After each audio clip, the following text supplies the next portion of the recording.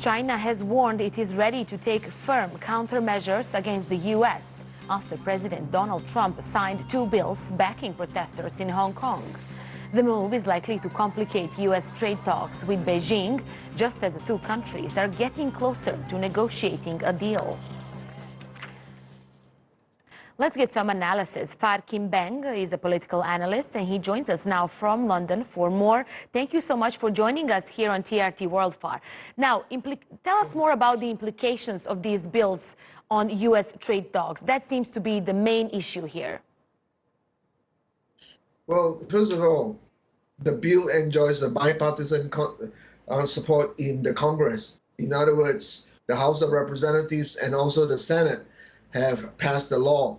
What makes the law unique, the two separate bills unique, is the fact that President Donald Trump, who has been telling the world that he might not want to approve the view, he might veto it, has actually or suddenly climbed on board.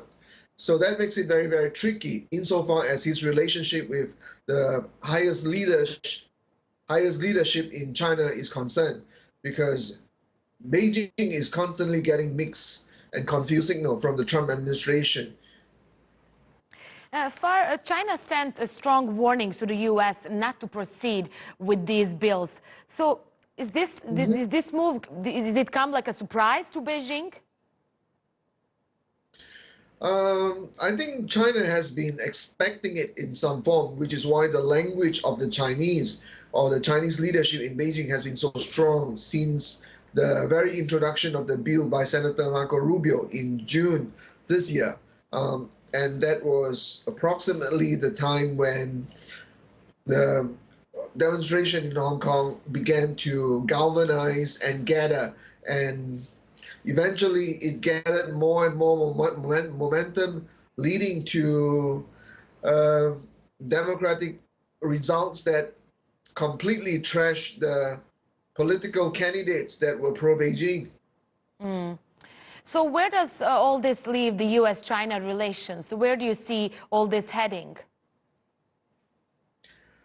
Well, first of all, the formality of the Sino-U.S. relationship, aside from trade and whatnot, is actually benchmarked against three communiques that were signed between the United States and China in 1973, when the United States acknowledged China as the rightful country in the United Nations Security Council instead of Taiwan, in 1979 in the U.S.-Taiwan Relations Act, and also in the third communique that actually allowed United States to continue its sales of arms to Taiwan without acknowledging the sovereignty of China as a country.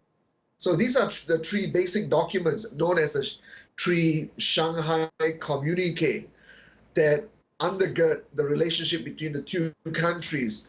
So with the introduction of these two bills in Hong Kong on a delicate territory or geography like Hong Kong, which is both a financial center but also an extension of what is indeed China's geography, the two sides will get into more and more semantics and semantics that can potentially lead to geopolitical confusion and rivalry. Okay, thanks so much for that. Phar Kim Beng, political analyst, live for us from London.